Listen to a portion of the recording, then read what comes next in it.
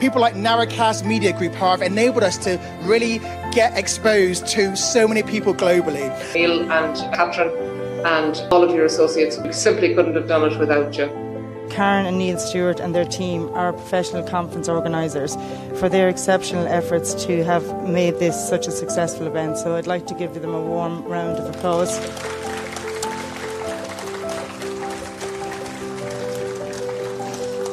And if your organisations are ever organising an event, we highly recommend them.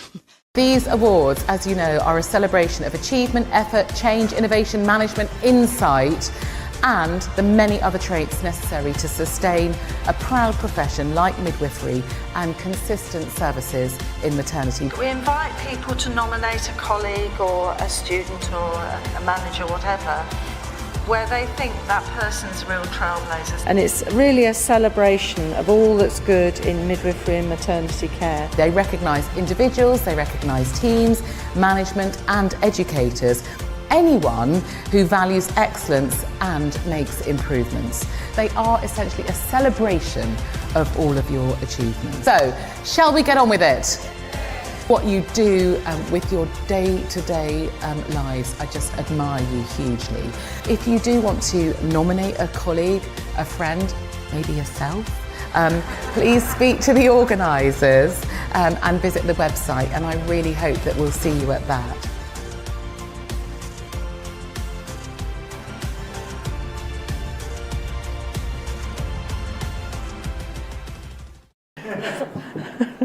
Okay, now the first award is... What's Nothing, I don't know.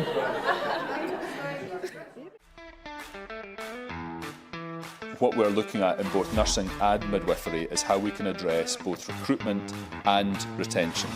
We're very lucky in many ways in Scotland that we do still prioritise and value postnatal care, but that doesn't mean that we couldn't do better. That's a wonderful part in the world to be and to live in. Speaking as a clinician, I'm going to say, you know, what are you waiting for?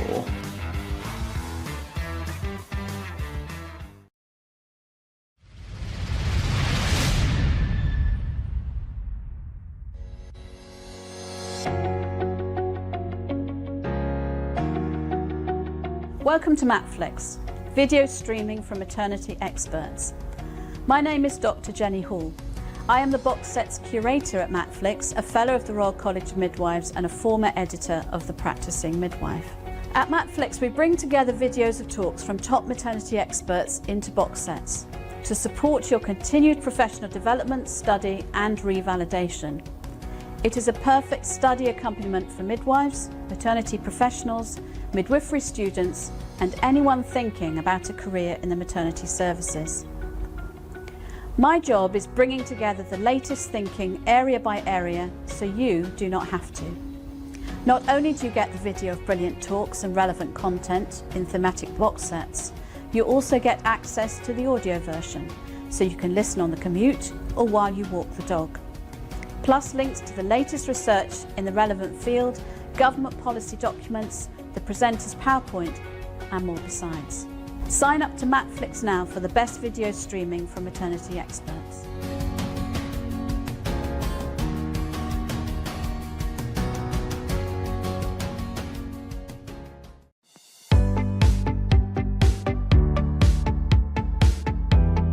We have had a 40% caesarean section rate in the National Maternity Hospital. That is major abdominal surgery. Around 40,000 mums did not return to work in 2022. It's even more relevant if you're a mum who's experienced birth trauma. We spend more money on litigation than we currently spend on the maternity services. It's bonkers. It's in all of our interests, and particularly the government, to improve maternity services. We can't achieve our mission unless we bring parents and professionals together. A revolution needs to happen. We need to start working together. I know it's a hard time, but for goodness sake, it's the best profession in the world. Be proud to be midwives, be proud of the job that we do, and continue to celebrate our successes.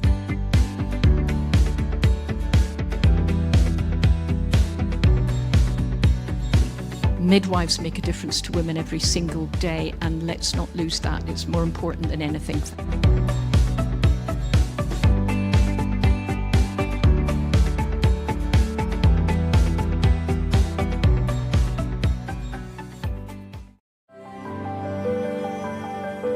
People like Narrowcast Media Group have enabled us to really get exposed to so many people globally. Neil and Catherine and all of your associates, we simply couldn't have done it without you.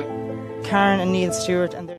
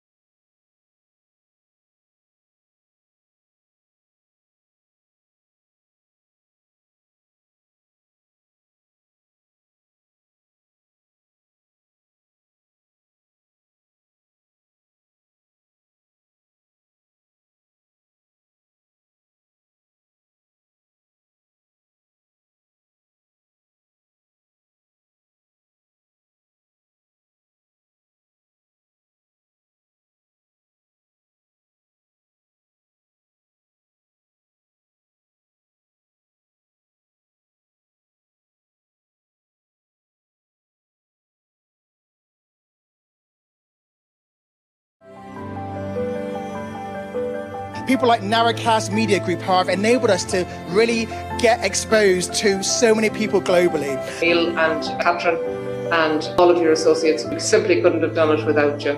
Karen and Neil Stewart and their team are professional conference organisers for their exceptional efforts to have made this such a successful event. So I'd like to give them a warm round of applause.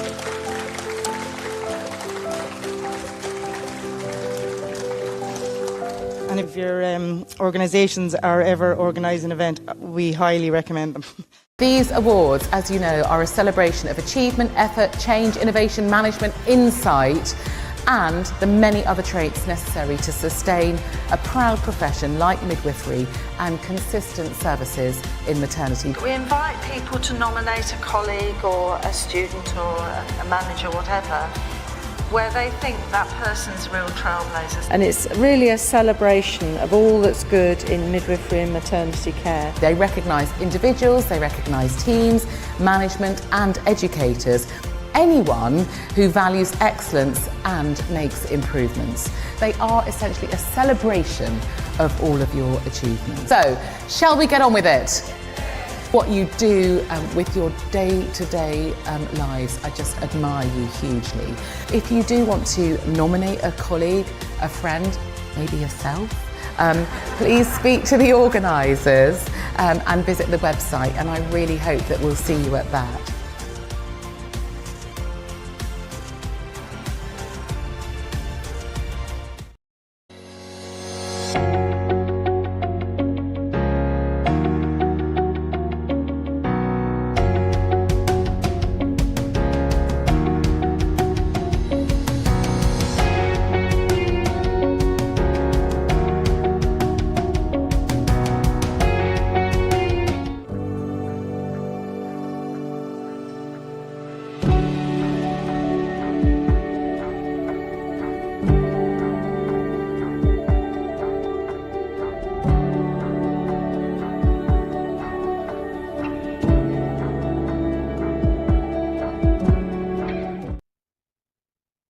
and welcome everybody to this week's Maternity Midwifery Hour.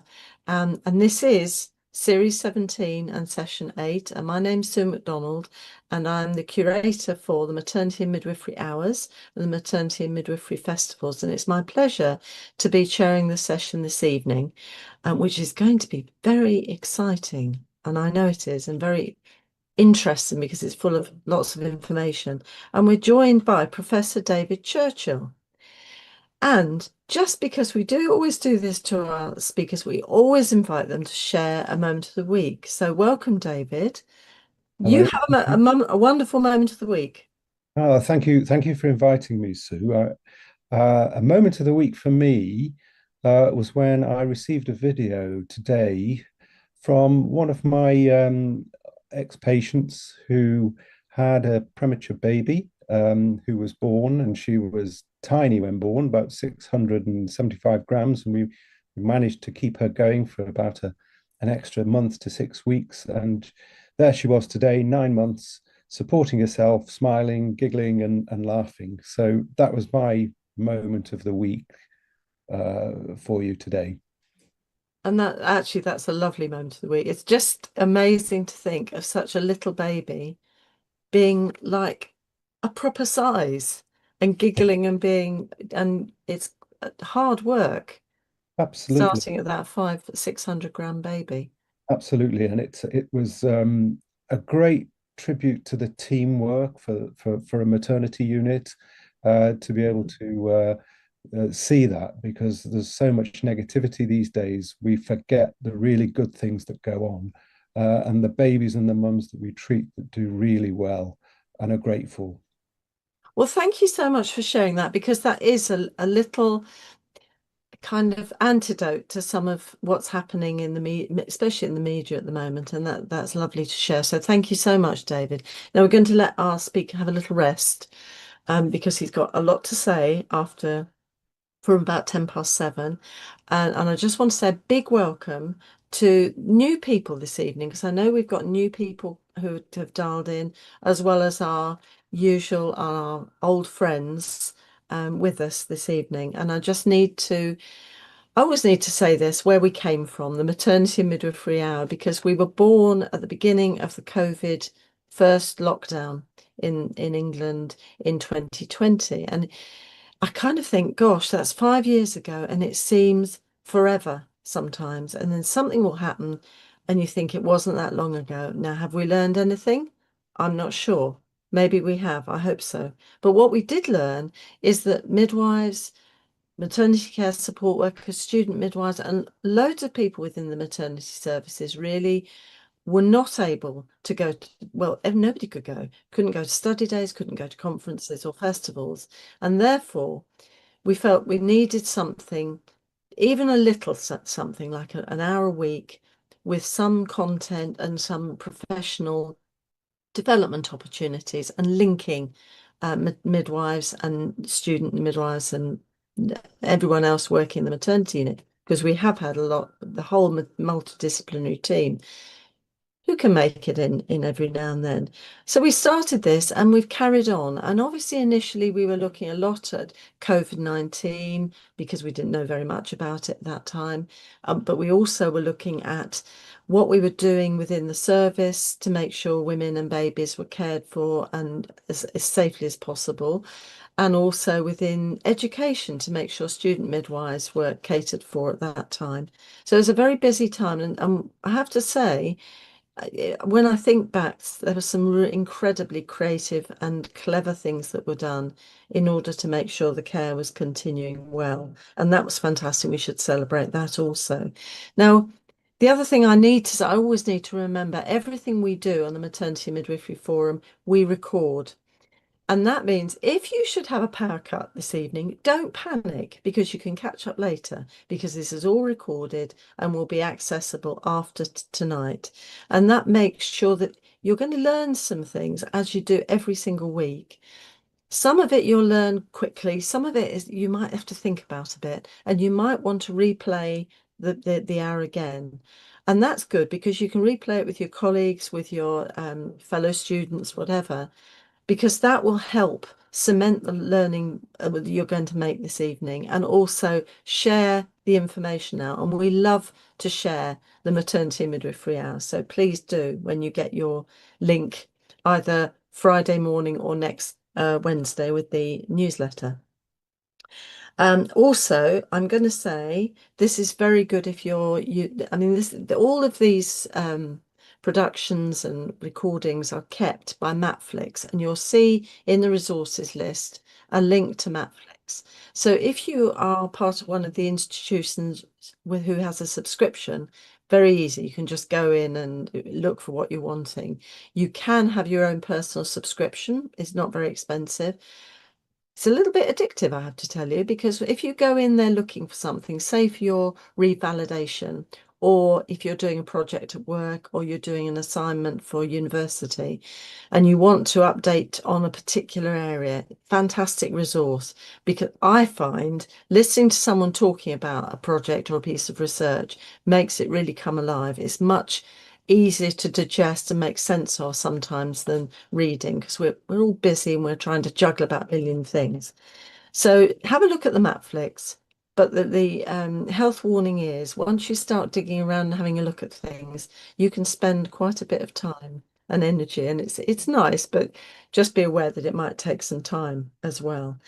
Now, in terms of the news, I found it quite interesting. There's a report from Mumsnet showing that some women were seeking better units. You know, all these ways we're having almost like grading for the best units to go to, which is all very well.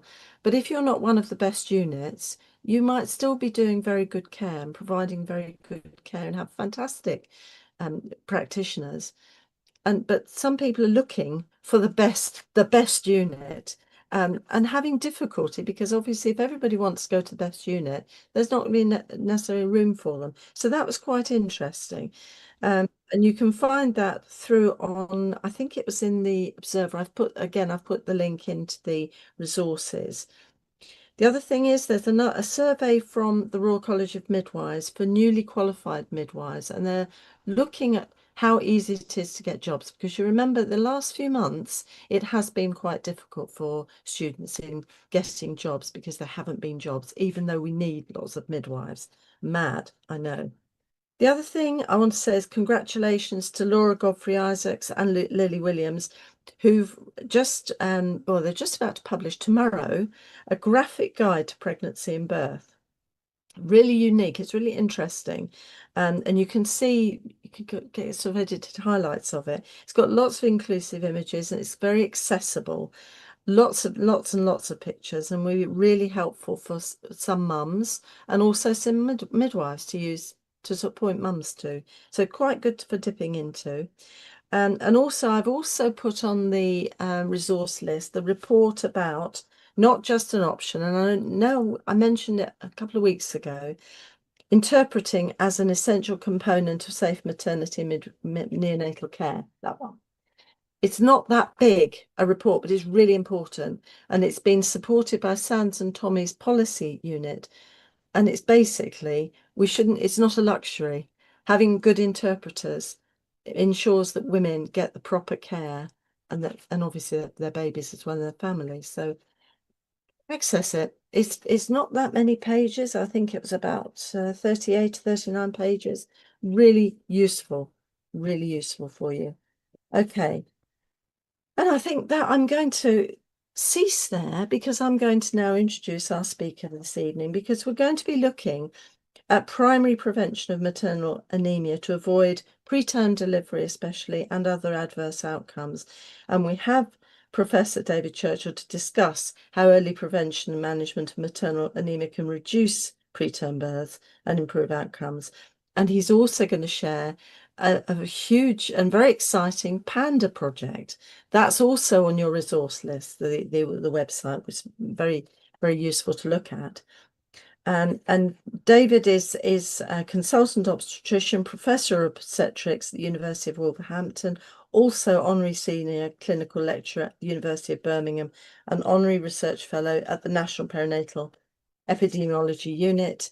And his special interest, well, you'll see what his special interest areas are, but it's in particularly maternal and fetal medicine, looking after women with medical conditions, including diabetes and hypertension, renal disease and endocrine problems, intrapartum care, and level 3 fetal medicine ultrasound scans, including invasive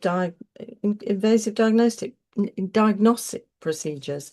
And he actively practices direct intrapartum care on the labour ward, real practitioner, of course. So welcome, David. Thank you so much for coming this evening. The screen is now all yours. Thank you, Sue. Thanks for the introduction. That makes me feel really old. All those things that you've said I do and I have done and did in the past. It's a pleasure to be able to present to your audience, and what I'm going to do is to take you through what's occupied probably the last 10 years of my working career, researching a problem that is very common. And initially, we think, well, it's easy to treat, just give somebody iron, corrects the anemia, and everything goes away. But what I hope to show is that it's a lot more complex than that. And we really do need to be thinking more deeply about iron deficiency anemia in pregnancy so that we can provide the best care for our mums and, in fact, our babies. So I will be taking you on a bit of the journey that I went on. And at the end, we'll be talking about the trial that we are now running around the country. So first of all, anemia. I'm sure everybody has a picture of a patient who is anemic. They're pale, tired, lethargic, and generally feel miserable. What it actually is the number of blood cells are reduced in the bloodstream in basic terms. There are too few cells, and also in the cells, hemoglobin is what we talk about, and hemoglobin is the protein holding iron, is at a lower concentration. So those red blood cells, which have less smaller, fewer, and have less hemoglobin in terms of concentration, are not able to carry as much oxygen as they should. Now, in pregnancy, there's an additional complicating factor, and that is because the blood volume increases in pregnancy, the definition of anemia and the thresholds apply change across a pregnancy. So early on in the pregnancy, in what we call the first trimester, the threshold is set at 110 grams per litre. Below that, one is classed as anemic. Then in the second and third trimester, it falls to 105 grams because by then the blood volume has increased and diluted the blood cells. And in the postpartum period, it's set at 100 grams. Now, these occasionally change, and WHO reviews them from time to time and alters the thresholds. But these are the thresholds that are used in Britain currently. So what's the burden of anemia? Well, it is a huge global problem. There's 1.6 billion people worldwide who are anemic, which is a quarter of the world's population. And 30 to 40% of preschool children are anemic. Now, in a UK study, 10 years ago now, or over 10 years ago, 14 years ago, when 11 units were surveyed, they found that a third of women developed iron deficiency anemia during pregnancy in the antenatal period. In 2020, we used the NHS Blood and Transplant Services audit facilities and audited again around the UK to see what the prevalence was, to see if it had been reduced. And unfortunately, what we found, it hadn't. Still, about a third of women become pregnancy. And in the postpartum period, we found that 21% of the whole cohort were anemic. Now, we weren't able to get all the women tested, and of those who were tested, it was at 40%. So there is probably a much higher level of anemia after a woman has given birth. So what do we know? We know that it affects a large proportion of our population during pregnancy. It is most commonly, but not uniquely, due to a deficiency in iron, and we know that it is treatable and preventable. It's most often diagnosed, though, in the third trimester, and this is because of the way iron is used and the development of the placenta and the baby, which I will come to later. The diagnosis is complicated, not least because of the problems of hemodilution, but also because the diagnosis is not mapped accurately against outcomes. So the causes of anemia, as I've mentioned, iron deficiency is the primary cause, but there are others. So folate deficiency and vitamin B12 deficiency also cause anemia, but they are different types of anemia. The cells in those two types of anemia are larger, although they are fewer, and they have a different pattern. They are much less common than iron deficiency. There are also other groups of women who have special conditions like sickle cell disease and thalassemia, or infectious diseases, which is obviously mainly occurs in developing parts of the world, like where they get malaria and parasitic infections, and they have much more chronic problems with anemia. And they are not readily amenable to simple solutions like iron tablets. For example, sickle cell disease often requires blood transfusions, and infectious diseases, obviously, again, as I mentioned, in the developing world, whilst they can be cleared, they often recur. So back to our own population, what problems does anemia cause? Well, most women, I'm sure those of you who have and care for women in the antenatal period know that when they are anemic, they start to complain of lethargy and dizziness and fatigue. And they also talk of brain fog, which is an altered cognitive ability. More seriously, though, they suffer when at time of birth from postpartum hemorrhage. Now, this is not just because there are fewer red blood cells, and if they bleed, they do run into problems more quickly, which is true, but it's also because anemia itself affects the coagulation pathway.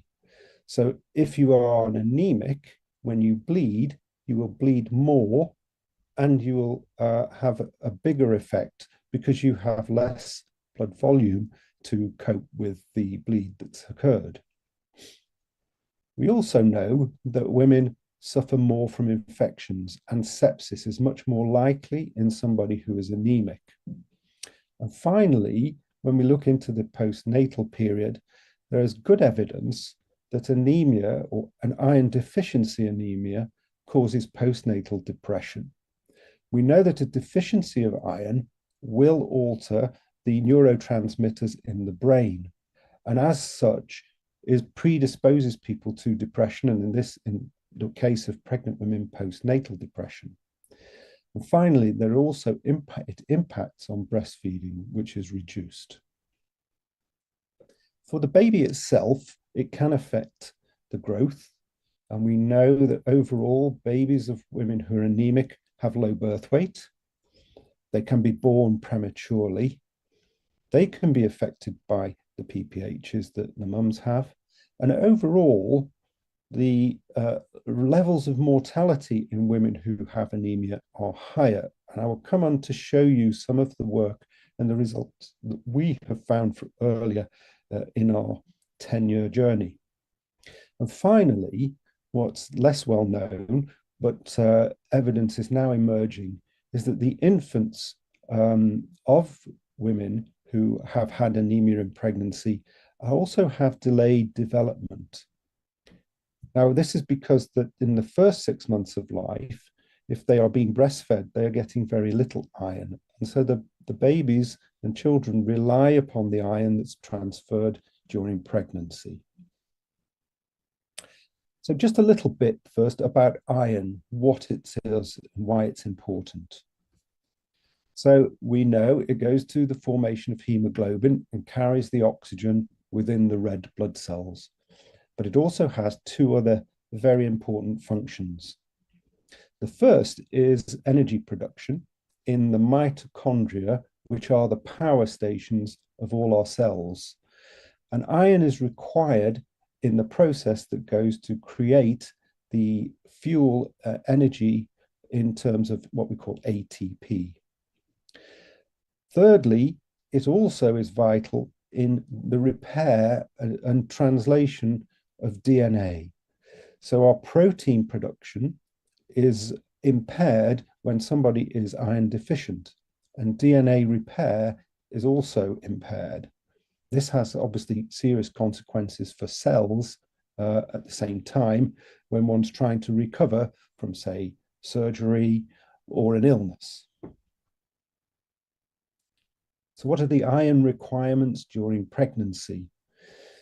Well, a non-pregnant woman will require 0.8 milligrams of iron a day to keep her iron levels at the correct level for her function. In pregnancy, though, by the end of pregnancy, she needs nearly 10 times more than that, at 8 milligrams of iron a day. And that's mainly because she has a big increase in her red blood cell volume of about 40%. And also the fetus and the placenta require large amounts of iron for their development. So in the third trimester and the late second trimester, the requirement for iron is extremely large and so needs to be delivered. Where is iron in the body, though? Well, it's stored in two forms. The main form is in ferritin, and the other is in hemosiderin. Now, the iron is stored in the liver and within cells. But the problem with ferritin, and we all talk and measure ferritin, is it can be influenced by several factors, and those are three there. But the big one is it is influenced by pregnancy itself, because pregnancy is a mildly inflammatory state, particularly in the early stages. So the evidence for the normal ranges of ferritin in pregnancy are poor, and this is why we rely on hemoglobin to diagnose iron deficiency anemia. Now, having said that, the guidelines do use ferritin, but the evidence for which they set the thresholds isn't good. And so we need to bear that in mind when we talk about treatment and prevention. Now, the big thing is, what do our women think about taking iron? Actually, they are a bit confused about it. They are open to social influences and are very much take the advice from anywhere they can about what to do and when to take the iron. The consequences of taking the iron are there. They can sometimes get side effects. So they try to use their diet to increase the iron intake without taking medication. The sources of information can be conflicting, and so that leads to them being confused. They also talked to us when we surveyed them about the medical language that was used. So it was conflicting and sometimes information that they couldn't understand. We also talked to women who weren't taking iron and found out what they thought. They were relying heavily upon the diet and supplements that they were taking. And most of our pregnant ladies now take multivitamins with iron in. They found that it was difficult. They thought it was going to be difficult to take tablets and to arrange it around their life. And finally, their understanding of anemia was actually poor. They knew it was a problem, but it didn't think it was a life-threatening issue or had long-term consequences. So there is a lot of information out there that confuses people, and we do need to be more consistent in what we say. So can we increase the iron in our diets and avoid anemia? Well, in pregnancy, the answer is no, unfortunately. We can deliver more by improving our diet. So broccoli, meat if you're not a vegetarian, and various other things will improve the amount of iron delivered, but it will never meet the requirements in the third trimester of a pregnancy. And this is why pregnant women rely on their iron stores to deliver enough iron later on in pregnancy to the baby and the placenta. But we also need to remember that it's inhibited by certain foods. Absorption's inhibited by certain foods, such as tea. Drugs as well, like omeprazole and antacids, inhibit its absorption. So when we're giving iron, we need to be able to give good advice on how to take it, which is on an empty stomach, probably about an hour before eating or taking any medications. The absorption can be enhanced by taking vitamin C. So a drink of orange juice at the same time will help to improve absorption of iron. There are triggers in the body which will increase absorption. And without going into the technicalities of it, the liver is the control organ for absorption of iron. There's a protein called hepcidin, which, if it increases, stops the absorption of iron in the gastrointestinal tract. And it was thought that this could be used to really diagnose women who were short of iron in pregnancy. But unfortunately, we've done some work to show that that is not going to be the case.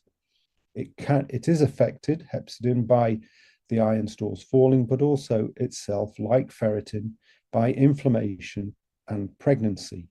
Now, it is lowered and suppressed in pregnancy because obviously a pregnant woman needs more iron and needs to absorb more. So there's some physiological mechanism that goes on in a normal pregnancy to increase absorption, and it prevents hepcidin from interfering with that.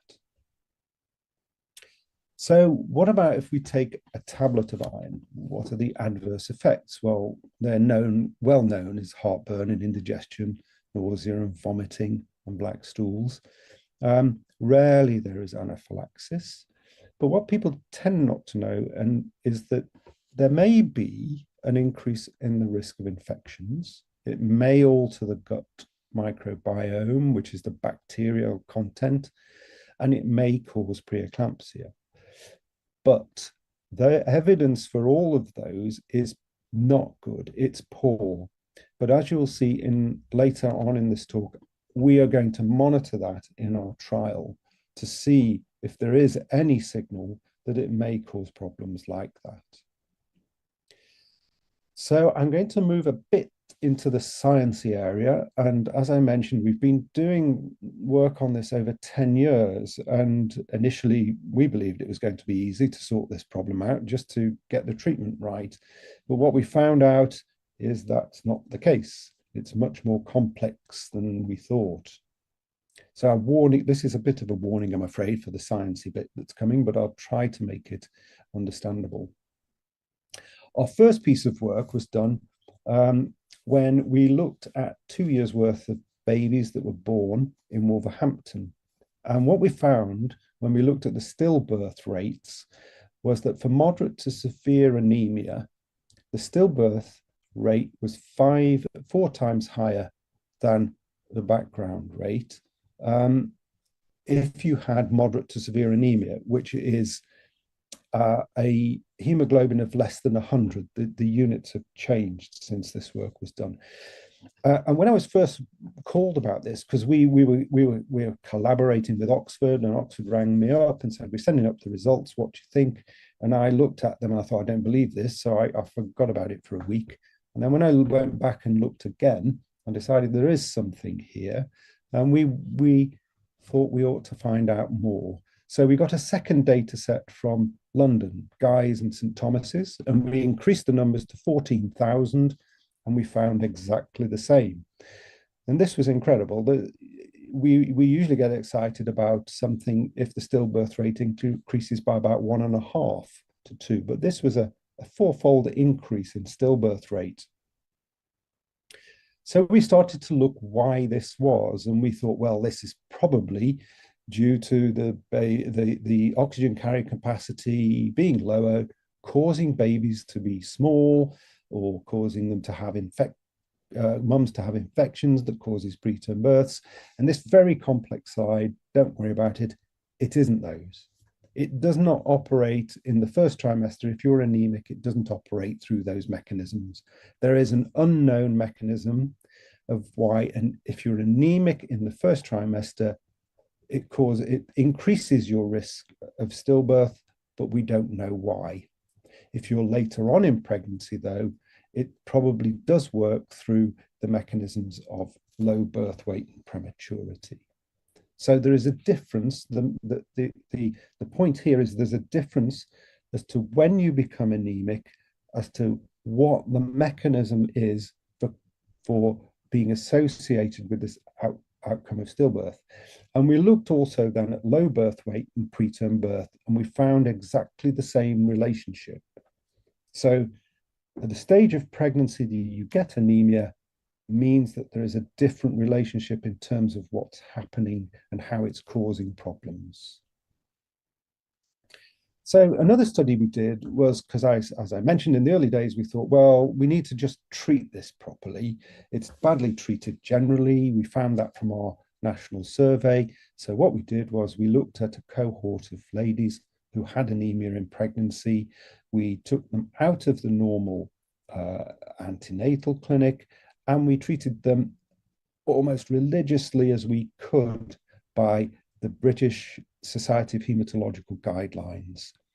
Now, what that guideline says is that you treat women with iron, and then 2 to 4 weeks later, test them to see if the hemoglobin is increased, and there should be an increase by greater than 10 grams per litre. And what we found was that when we treated these women, and this was high dose iron now, 3 times a day, the number of women that were responding to the iron was 33%. So only a third of women increased their iron by the requisite 10 grams per litre. However, as you know, the threshold for anemia is lower in pregnancy, in later pregnancy. So we thought, well, some women were normalizing their hemoglobin, although it wasn't a 10-gram rise. So we classed those as responders too. But of those who we classed as responders, the number that responded was roughly around, there you go, 58 or 60%. So we were still finding that a third of women, or between 2/3 and a third of women, were not responding to oral iron during pregnancy. So this was telling us that even by sticking closely to the guidance, we were not able to prevent anemia in all pregnant women. What about side effects? Was it due to side effects? Well, not really. There were no significant differences in the side effects apart from black stools, and which were higher in women who didn't respond. So they were the ones who were not absorbing the iron. Now, these were women who were told how to take the iron, given all the appropriate advice, and so had the best chance of responding. So we were disappointed in treatment. So finally, we started what we call now the PANDA program. And we wanted to see if we could prevent iron deficiency anemia in pregnancy and improve the outcomes across the board in terms of low birth weight, preterm birth, and stillbirths. And our pilot study was to find the correct dose of iron to give to have the potential to do that. And these are the 5 hospitals that were involved in recruiting 300 women into this trial. What we found was, and we tested 3 doses of iron. One was a daily dose, one was alternate days, and one was 3 times a week. And what we found was that they all generally kept the hemoglobin higher, and they all had good levels of keeping above the threshold for anemia. So 95, 91, and 96%. However, when we looked at it more closely, it was the daily dose that was delivering the most iron. Because what we found, now I'm missing slide, is that when we looked at the number of tablets taken, the daily dose was 5 tablets a week on average, whereas the others fell down to 3 and 2. Now, why is that important?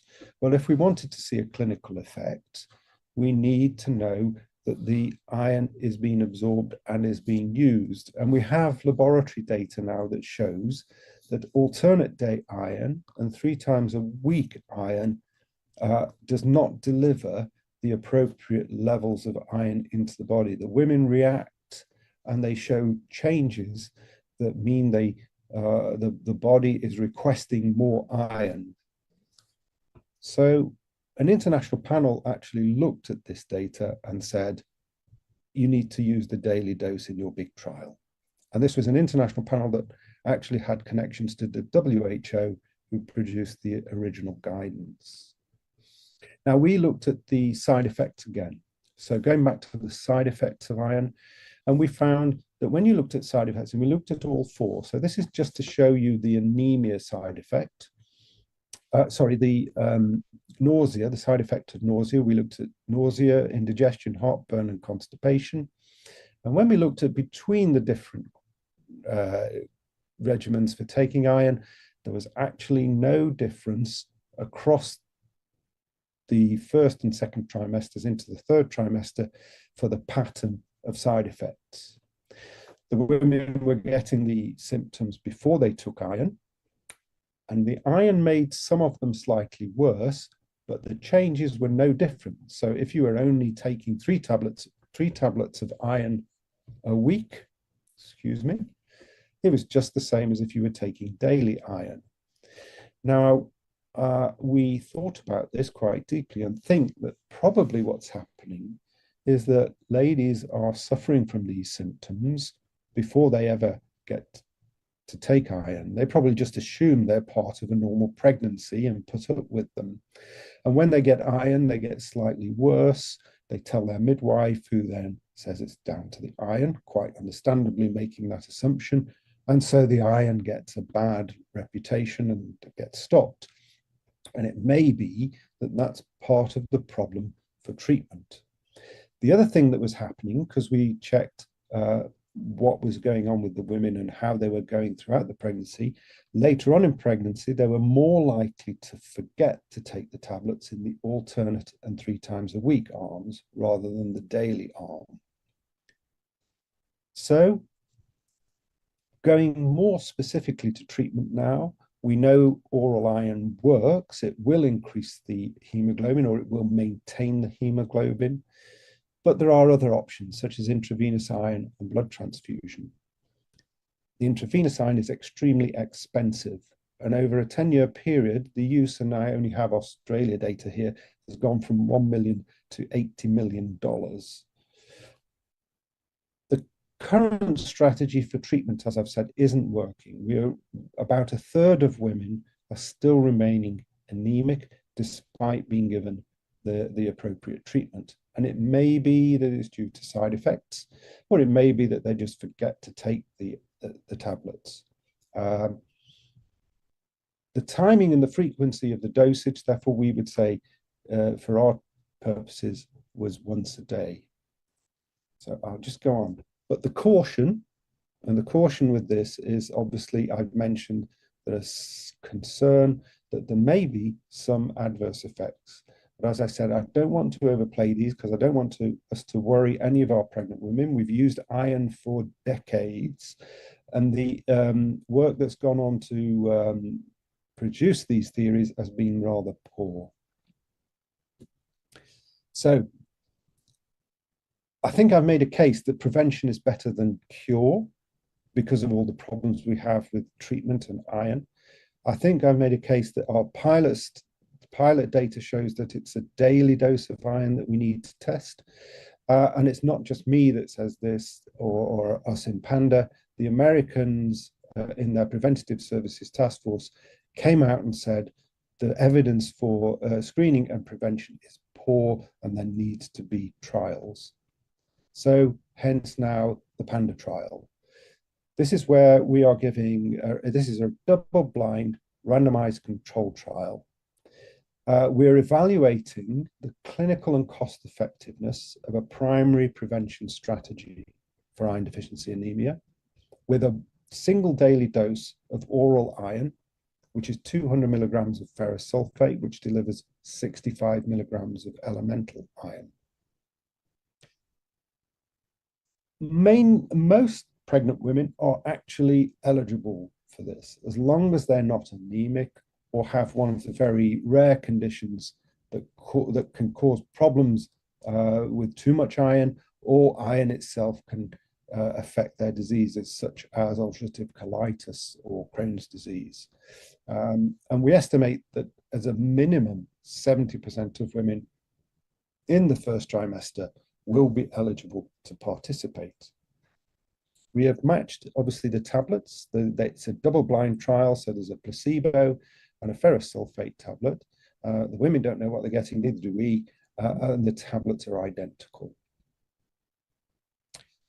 That's just to say what I've said. The schedule of assessments is very simple. We have made this trial as easy as possible.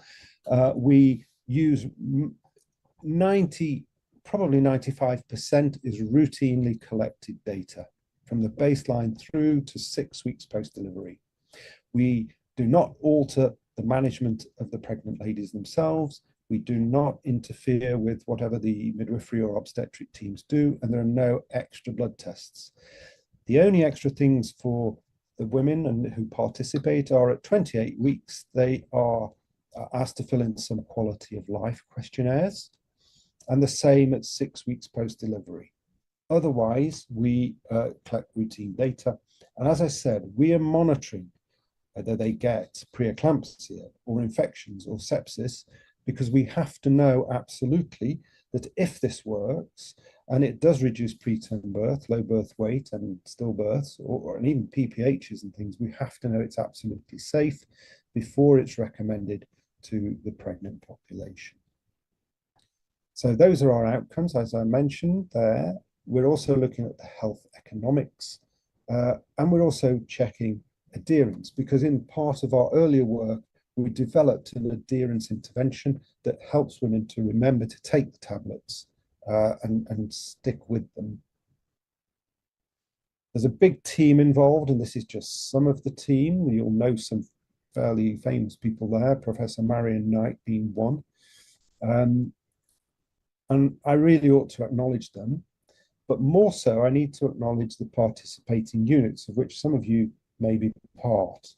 We now have 47 hospitals who've joined, and another 10 are in setup. But most importantly, I want to thank our volunteers. We actually have now, at the end of last week, 1,930 women who joined the trial. We need 11,000, so we are a long way off and have a big mountain to climb. But the pregnant women who are doing this purely voluntarily are really the heroes of the trial. And this is really citizen science in the real sense. And I think we need to pay tribute to them. It also shows what commitment there is from maternity units around the country to finding out a really important an answer to a really important question. And as we mentioned earlier on, with so much negativity around, it's easy to forget the good work that's done. And I recognise that the units that are participating are actually going over and above. And again, I want to say the thank you to them, as well as the participants from all the team in the Panda. If there are people out there who want to join, we're still open for new sites. please visit the website, which you see there. You'll get more information. We try to make that website reactive, so if you want any of the papers that I mentioned today, they're there in PDF forms that can be downloaded. I'll stop there though and see if there are any questions, and thank you, Sue. Fantastic. Thank you so much. That's really, I'm scribbling away all of these, because some of the facts are quite stunning in a way, aren't they? I mean, the idea that all of the 25% of the world is anemic is, I think, quite a stunning. I mean, you can understand it because there's a lot of poverty and hunger about, but it's sort of quite kind of stark in that way. Yes, absolutely. So now, so those of you out there, if you have some questions, do put them in now. If you're wanting to apply or have your unit part of the project, you have the link to the Panda project, and that was on the list of resources also. And it's always worth asking if and expressing an interest, even if you may or may not get selected. I don't know what the selection criteria might be, David. We're taking all comers, actually. It's Everybody. It's such a huge number that we need. Yeah. That we don't refuse people. We think it's a collaboration. This is a collaboration. It shows the best of maternity units around the NHS, we're not rejecting anyone. We're just looking for that. We really want the whole population to be involved. So we're not looking to limit it. So we want people from all the ethnic minorities. We want people of different socioeconomic backgrounds, different health needs. If it's to work, it has to work for everybody. And I noticed that one of the early discussion you were talking about was that people were confused. And I think you've illustrated the possible confusion. So if women are included in the project, do they get given a sort of package of, okay, this is what it's about, this is why?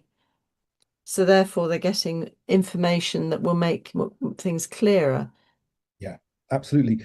Our adherence intervention is part of our participant information, and they're available as videos to the women.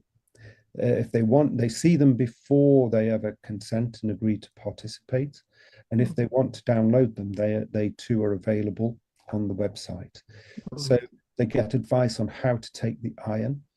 They get advice on how to remember to take the iron the best way to manage the situation in taking the iron. A lot of work's gone into that, what is essentially a behavioural intervention to help the women to adhere to the treatment. Yeah, there's a lot of information there for them to use, written, verbal, and, as I said, visual media. Because I think it's interesting to think of nature not getting it quite right, in a way, when you're saying diet doesn't work. Well, I think, it probably did years and years and years ago because we were eating a different diet. But now pregnant women rely on having good stores to supply enough iron in the third trimester. So if a woman has pregnancies close together, then the subsequent pregnancies are more likely to be affected by anemia because she's used up her stores. Yeah, that's an important point. And I guess ultra processed foods and maybe some of the beef burger type meals might not help. No, I mean, a good diet will help all round for all sorts of reasons, and equally for the amount of iron that's delivered as well. Yes. No, that's fantastic. So now I did have a question because so the pregnancies needing 8 grams. Now I'm sure people have got more questions than I have, and I think the issue about confusion about iron and the tablets and just taking it. I think that was something that stayed with me a little bit. And the sort of there's going to be a whole group of women who don't actually like taking tablets. No, Or think absolutely. it's not very oh, it's not good for you because and then every now and then you will get something in the media about you shouldn't take this, you shouldn't take that. And do you find that's an issue in the We do project? get that as a problem, yes. Mm. But what we explain is that this is similar to folic acid, which is now widely accepted because it prevent obviously what that does.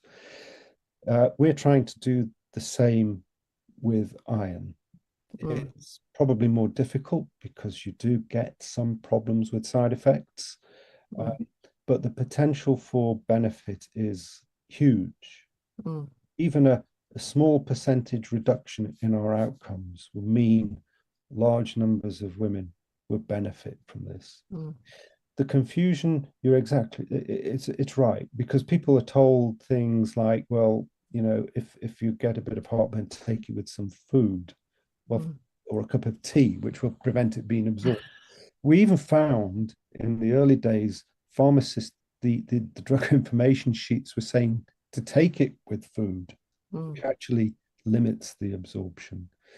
So it's confusion that's gone on for a long time.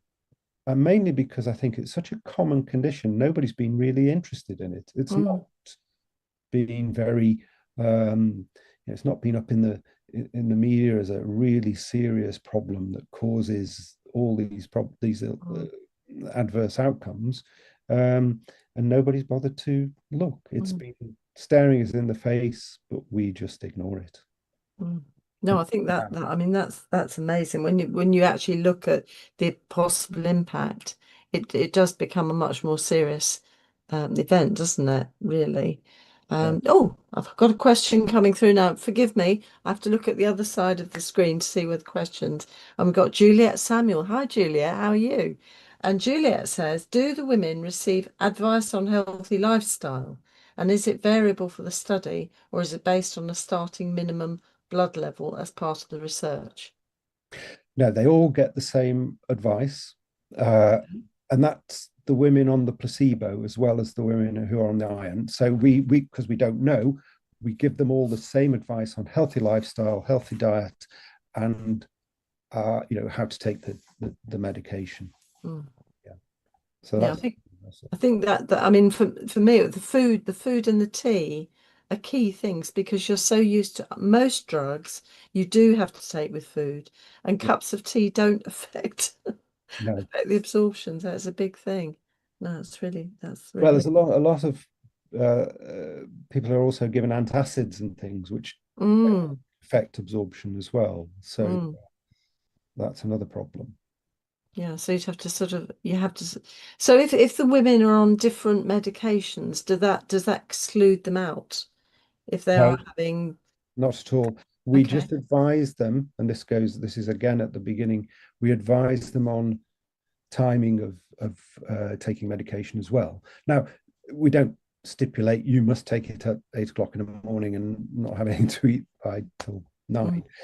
We try and work it around their lifestyle so that the intervention on adherence is flexible and adaptable to the woman's lifestyle herself.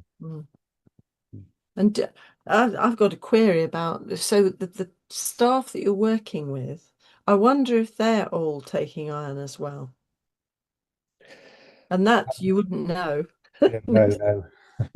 But it's interesting to think of it such an issue throughout the population, and that would include because I mean we're people too, and some of the midwives are going to be getting pregnant and having babies as well, so they'll be thinking about being anemic as well. Yes, I think that outside of pregnancy, it's a problem, and a problem for other reasons, because people have chronic illnesses which will make them anemic. So there are lots of different reasons why iron deficiency anemia occurs, but again, it's not something that's in the general population, although it's becoming much more reported much more commonly now in the media. I think it's your issue about it. It's a very, as it's almost like a taken for granted condition. Yes. I mean, even from years and years of well, we give women Pregaday or whatever, or all these iron preparations forever. This has gone on forever, and yet when you were talking, I was thinking, well, this is feeling as though we might have been having a bit of a waste of time because we're not getting the timing right, and we're not making sure women understand, and we're not even clear ourselves as practitioners of the importance of it. No, and I think that occurs in a lot of things we do. We actually just take it for granted that it's always happened like that, and therefore that's what we will do, rather than looking with a critical eye into what we're doing, why are we doing it, and really what is the evidence. And there are a lot of people who do things that are even outside of the guidance, and the guidance I would say is a bit poor because it's not based on strong evidence, and people are doing it for good reason, and it's mistaken because we think we're doing good, but actually we're not. And that's why I'm passionate about people joining the trial. This will provide evidence that will tell us really what we're doing, and if it's safe and if it's beneficial, whereas otherwise we're just making it up as we go along again. Yeah, doing things because we've always done it. Yes. That's fantastic. Now, we're having a lot of thank yous and a lot of people. There's a lot of discussion going on and not quite so many questions. But actually, and I said to David earlier, you know what I always say, this hour always is the fastest in the week, and it always goes so quickly. And we have reached the end of the hour. Now, I'm going to recommend to you, well, first of all, I'm going to say a big thank you to David for giving up his evening, come and talk to us about the project. And I'm saying to those of you out there, get onto the Panda website and have a look at it and think about, if you're not one of the units included, think about whether it would be useful to the women and babies in your unit. And I just love the citizen science idea, because getting women involved, getting you involved, make sure that you understand better and really a part of it. And we do need to move away from just doing the way things we've always done and getting our evidence base so good and strong. So thank you so much, David. Now I'm going to say also a big thank you to everyone watching and joining us. I'm going to say thank you to Angelo. Now, Angelo is behind the scenes, making sure everything's recorded beautifully, so you will be able to recapture this. And do share it with your colleagues. And if they're in a different unit, share it even more, because we need to. It'd be good to see an expansion. Let's get beyond. Now, David, 1930 women. Let's get it up to this. Now, was it 11,000 or 12,000? 11,020 women to be precise. But oh, couldn't you have a few more? Would you like a few more? And a few more international, maybe it would be fantastic. The international people will give us small numbers, but it's the NHS, it's the structure of the NHS and the systems we have that would allow us to meet this target. We are running behind for bureaucratic reasons, but we're convinced that the units who are taking part are recruiting well in the main. So it's not that it's difficult to recruit two. We know that some studies are, but this one is relatively easy. Fabulous. Well, then let's fight the bureaucracy bit of it. Now, I have one more question. Let me sneak out. This is Nadia Alouez from Algeria. Hi, Nadia. Welcome, welcome, welcome. And Nadia's good question. Is it necessary to correct the anemia before conception of pregnancy and look for the cause? Yes, that's a really good question, and we have evidence about that. But in short, yes, I think it is, yes. Fabulous. Nadia, that's a lovely way to finish with a question. Thank you very much, and welcome, and come back next week as well. Now, I'm going to also say resources. For those of you who like the 6 o'clock in the morning, Friday, podcast, it will be available. Otherwise, this will come through on your newsletter next Wednesday. If you don't subscribe to the maternity and midwifery newsletters yet, do subscribe. It's free and you get the links really quickly. It's really good. Next week, we're having a special education and student experience edition because it's the National Midwifery Education Festival and Student Midwife Experience Festival based at De Montfort. It's a face-to-face, but also online, accessible online. So if you haven't booked, get booking. There are a few places still available for that. And also there are some places at the Edinburgh Festival, 25th of November. So line up for that one as well. And it just now just remains for me to say thank you for coming. Take good care of yourselves and we'll see you this time next week. Take care. Bye.